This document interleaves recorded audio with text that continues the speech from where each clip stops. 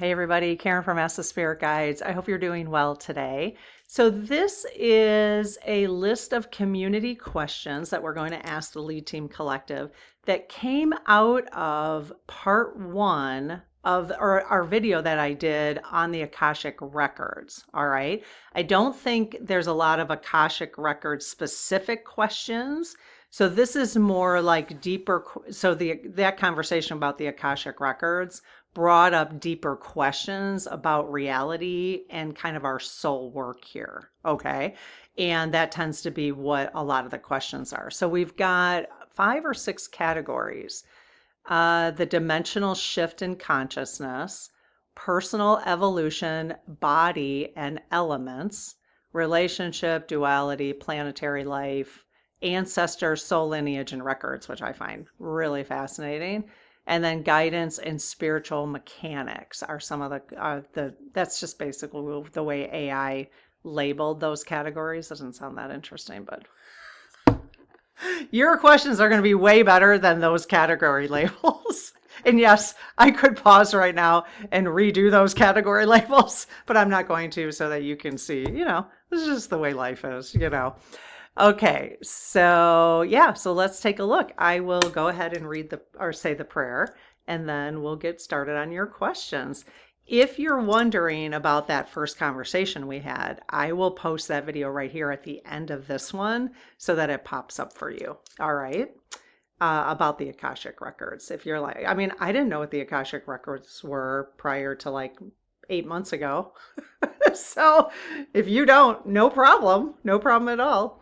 All right, I close my aura to all but my higher self, the God consciousness, my guides, guardians, the Lead Team Collective, and only those of the highest and purest light, and ask Archangel Michael to please protect my channel, your channel, our community, the Lead Team Collective, so it is all of the highest and purest light. Amen. Hey, Lead Team. How's it going today? Awesome. So Lead Team is made up of all of our spirit teams for those who hang out in this community. So your spirit team is a part of this conversation, which is really cool. You can always ask your spirit team not to be a part of it. And if you want to make sure they are, you can always invite them to be a part of it.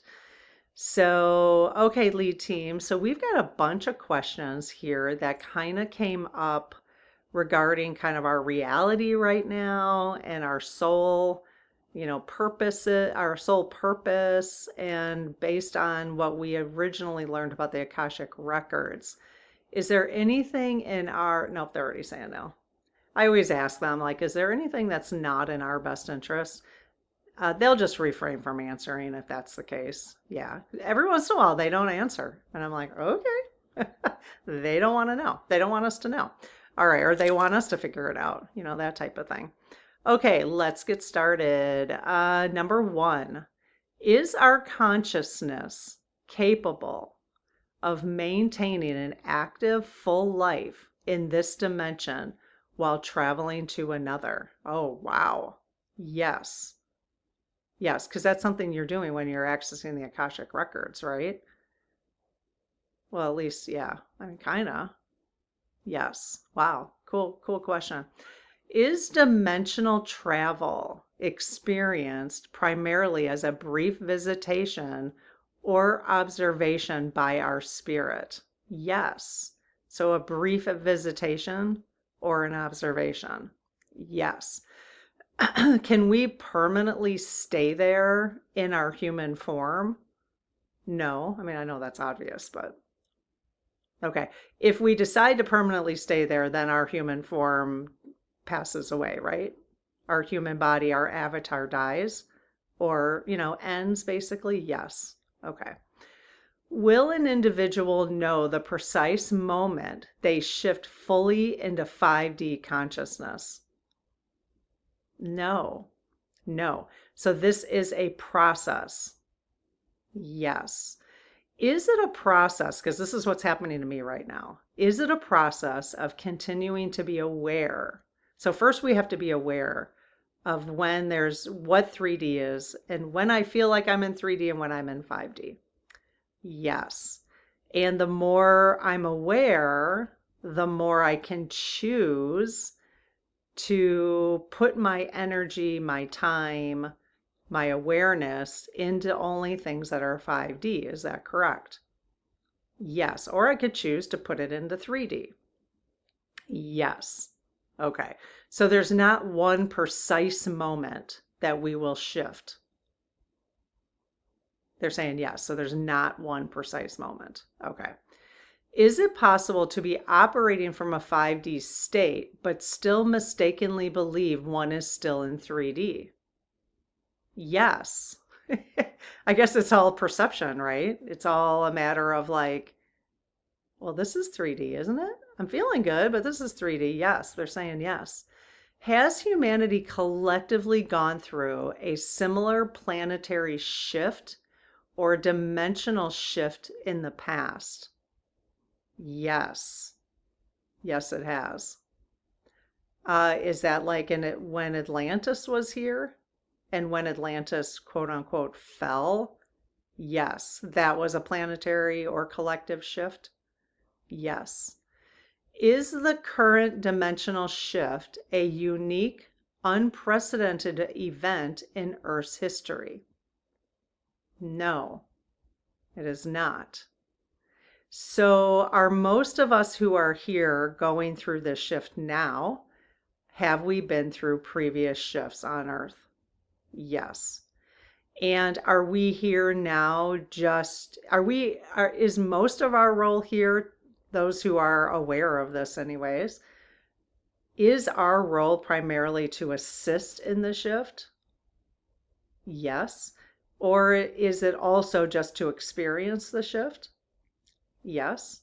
But are some of us primarily here just to experience the shift? Yes. Okay. So some of us are here for one reason or another. I guess it just depends on who we are. Yes. Okay. Are the current interdimensional changes primarily focused on developing human spiritual awareness and empathy? Yes. Okay. So the more we develop our spiritual awareness, are we more likely to be flipping, at least right now, between 3D and 5D? Like, are we more likely to get to the 5D the more spiritually aware we are? Yes. What about religiously aware? Is that similar? Would we? Yes. Okay. Except for certain, I would say, certain lessons in religion, would certain lessons taught by different religions prevent people from going to the 5D by chance? Yes. Okay, so just discernment is important. Yes, it is. Okay. Let's see. Last question in this area. Is the dimensional shift primarily a physical or planetary reorganization rather than a spiritual one? No. Is it also a physical and or planetary reorganization? Yes. So Earth as it being its own living and breathing, having its own breathing identity, is going through this shift with us. Yes, so it's not primarily one or the other. No. Okay. Okay. Personal evolution, body and elements. Again, that's very riveting, that title. Are children's energetic systems evolving at a faster rate than the systems of most adults? Yes. Okay, that's something to be aware of. Is the current shift causing children to experience more spiritual or energetic challenges than adults? Yes. So keep that in mind. I could imagine, this might inspire some of you, for those who aren't doing this work yet. This would be an amazing area to work in. If you have some education, some experience in working with children on the spiritual side of things, working with families and helping parents, teaching parents how to assist their child in this energetic shifting, right? That would be an amazing, anybody inspired by that who hasn't been doing that work already? Okay, like some light bulbs might have gone off. I just got major chills. I know I'm a little cold, but but my arms just like my legs are cold. I gotta grab a blanket. My legs are cold, but my arms just got major chills. So there are people here who that might resonate with. So chop chop. Chop chop, you're needed. All right. Can conscious healing practices lead to the process of reverse physical aging in this lifetime? Yes. Yes, it can. Wow. Is the highest level of self-healing limited to achieving optimal health and not physical age? Reversal. Okay. Is the highest level of self-healing limited to achieving optimal health and not physical age reversal? No. Wow. I can't even imagine. Okay, so will a lot of us who are working in this area over the next 25 years, will we actually experience reverse physical aging? Yes. Cool. That's cool. I'm down for it. Why not? Especially those of us who are a bit older. Why not? And wiser. Not necessarily wiser, just been on Earth a little bit longer. Are the core spiritual elements of earth, air, fire, and water changing their fundamental nature due to the shift? No. Okay. So the elements will still be very important for us. Yes. Is the spiritual change being experienced primarily through the elements, meaning fairies, elementals? Is the spiritual change being experienced primarily through the elementals, fairies, dragons, etc., becoming more accessible? Wow. Yes. I did hear the elementals are going to leave, though. Are the elementals going to leave Earth once we are fully shifted to the 5D? Yes. Okay. But the elementals are assisting our shift? Yes, that makes sense that they would. Absolutely. Okay, next category, relationships, duality, and planetary life. Will we be able to interact with loved ones who have not yet transitioned after a dimensional shift? I guess we would want to say yes. The answer is yes, but will we be able to interact with loved ones who have transitioned? Yes. Yay, Mama. Mama, I want to interact with you more consciously. I mean, you know what I mean. I'd like to just sit at a table and do art with her again, just for fun. Make, cards and stuff. Do some scrapbooking if we wanted to. That's what we used to do. Just for a couple years before she passed. Does a dimensional shift automatically create a permanent energetic separation from 3D loved ones? No. That's a good question. Does a dimensional shift automatically create a permanent energetic separation from 3D loved ones? No. So I don't think it's going to be like all the people in 5D are going to live there, and then there's going to be this. That's my husband. He's texting me. You know what I mean? It doesn't sound like that. Doesn't sound like that from other conversations we've had too. So that's a good thing. But the question is, are people that, and I always think of 3D as drama. It's not just drama, obviously, but are you going to want to continue interacting with them is the question, because I know the politics over the last year has really separated a lot of families, and there may be a reason why. It could be the 3D to 5D shift, right? So those who are not, and it's not even right or left anymore. It's just those who are not compassionate for just human beings in general. People on the right are very compassionate for people, and people on the left are too. Like I've been reading these comments from people on the right recently, and it's probably just bots and stuff, but like saying people on the left are really aggressive and violent. And I'm like, people on the left think people on the right are too. It's just really interesting. So, no more right or left stuff, you guys. It's just like, who are you as an individual and do I want to hang out with you? Are you a nice person? You know? So, anyways, are the current dimensional changes also being experienced by companion animals and pets? Yes. Yes, they are. Are more disabled animals being born today as a spiritual lesson to increase human compassion? No, not necessarily. So the question actually could be clarified a couple ways. Are there more disabled animals being born today than in the past? No. Okay, so there's the clarification on that. All right, I'll bring it down a little bit. Is the perceived increase, okay, so it is a perceived increase in disabled animals due to natural, non-spiritual causes?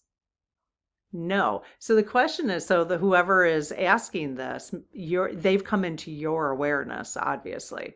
So whoever's asking this, is there a reason? Is this the part of that person's life plan to attract disabled animals to be more aware of this? Yes. And to be helpful in that area? Yes. Okay. Interesting.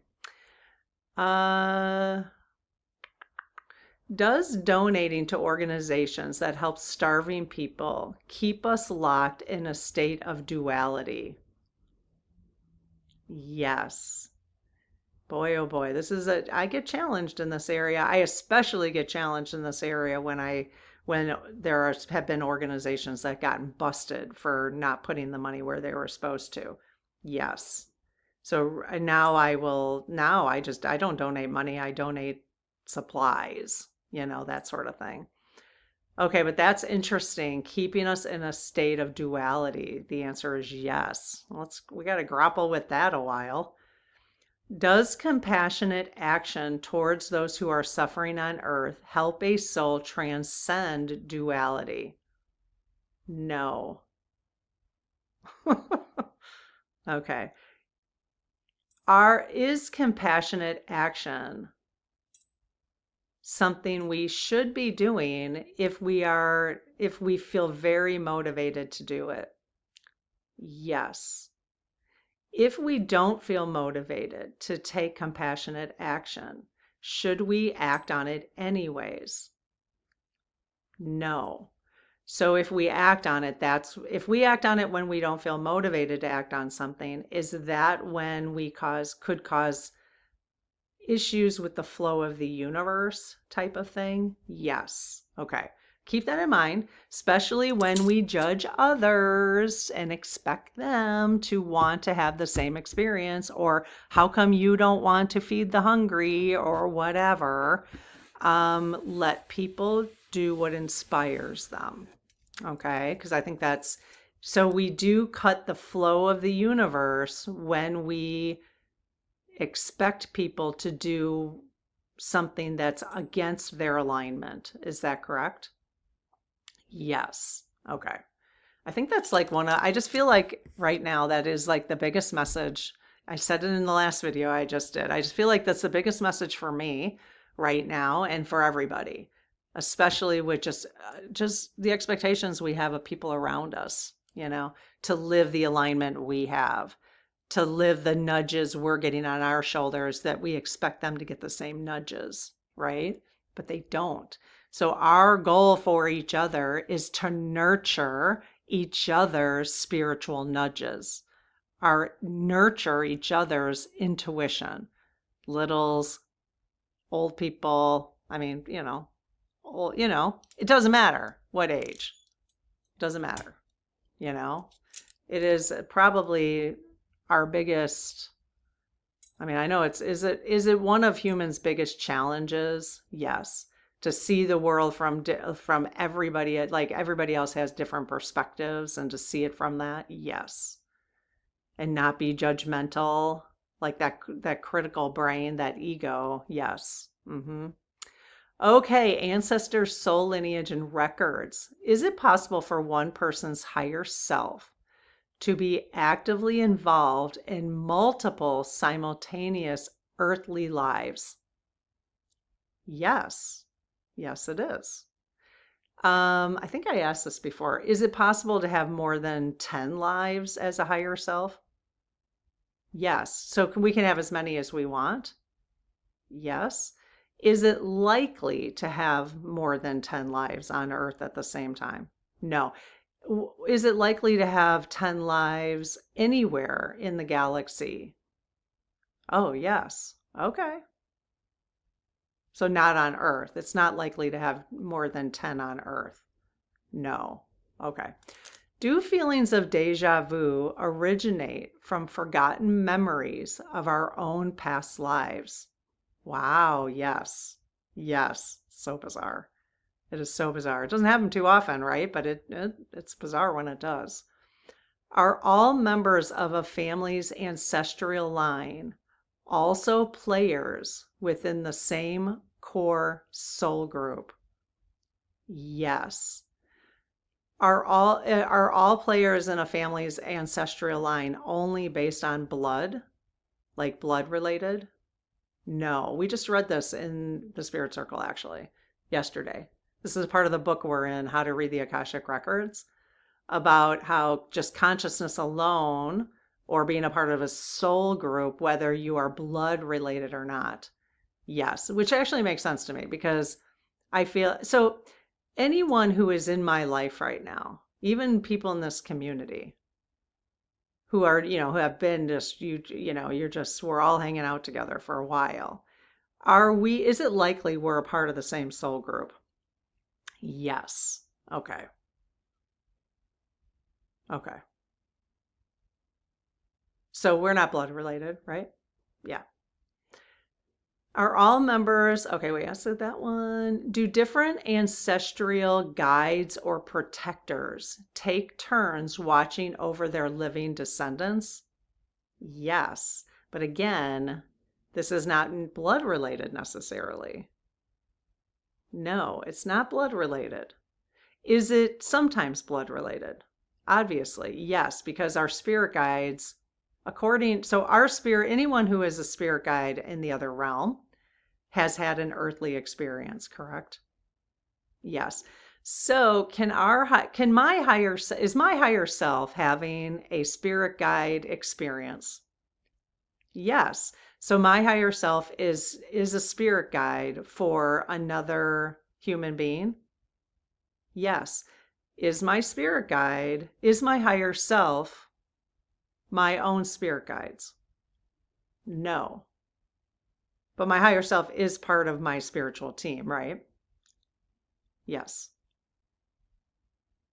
Okay, so if my higher self is having an experience being a spirit guide for someone else, are they using my current life experience to help guide? Yes. Okay. Because they're learning from that. Yes. Interesting. Never asked that question before. That kind of went down that is interesting. All right. Can adopted family members and their ancestors serve in the role of spiritual protectors? Yes. Again, it doesn't matter how we come together in our lifetime. Like who knew we were going to come together, right? In this community. So soul families just come together. Is it true that only negative or restrictive karma is cleared when working on ancestral karma? No. No. So there's other kind of karma besides negative and restrictive. Karma just always seems like a negative thing, but yes. Okay. There's positive karma. There's, karma. I mean, right. I mean, it usually gets brought up when something's negative is happening, like am I going to experience karma? But you're going to experience karma from all the good things too. Yes. Okay. All right. Last couple questions. Guidance and spiritual mechanics. I just laugh because that's not language I use. I would not say spiritual mechanics. All right. Is the required permission to access someone's Akashic records always granted through their higher self? Oh, wow. Yes. Okay. So are we allowed to access Akashic records without asking the human being? Is that no? Okay. I mean, could we access them even if we didn't ask the human being? No, we couldn't. Okay. Can you? I mean, is that true, you guys? Those who read the Akashic records? Is it possible for individual, because you can remote view, so how is that any different? I mean, you can remote view and kind of interrupt people's space. In fact, I did a clearing once. I can't remember if I did a clearing here in the spirit circle on closing remote view possibilities, not letting people remote view into us. So you can ask for that closure. Can you ask for that closure? Yes. Can it be permanent? Yes and no. Okay.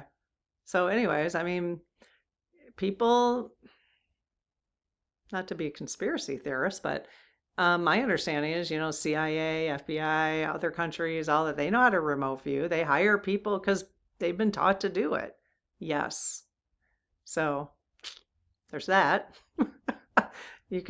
Can we just ask our guides to close off our aura from anyone who is remote viewing into us?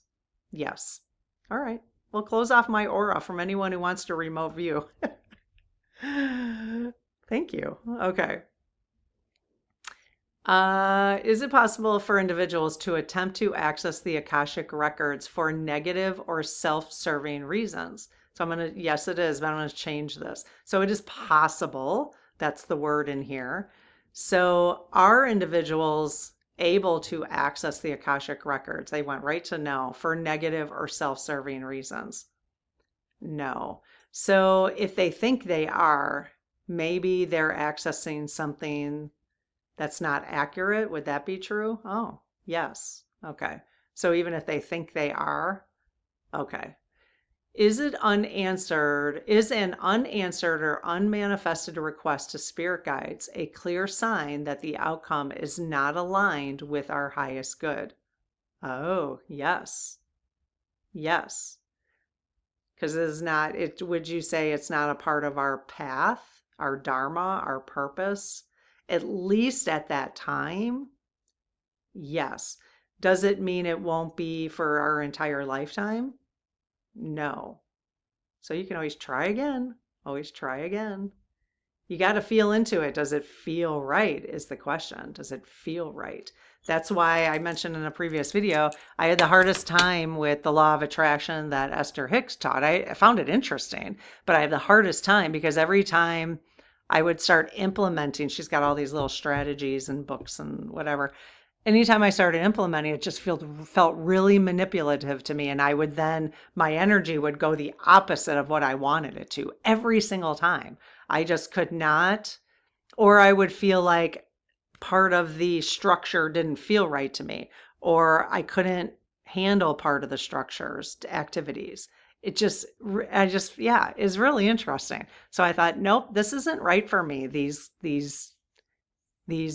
purposeful activities for manifesting, even though they're kind of interesting, I just felt that they weren't right for me. I was like, I just need to live in high vibration and feel what comes to me is kind of what I decided. So, and appreciate what comes into my life based on that higher vibration. So, all right. I hope this was helpful and we'll see you in the next video. Okay. Take care. Bye-bye.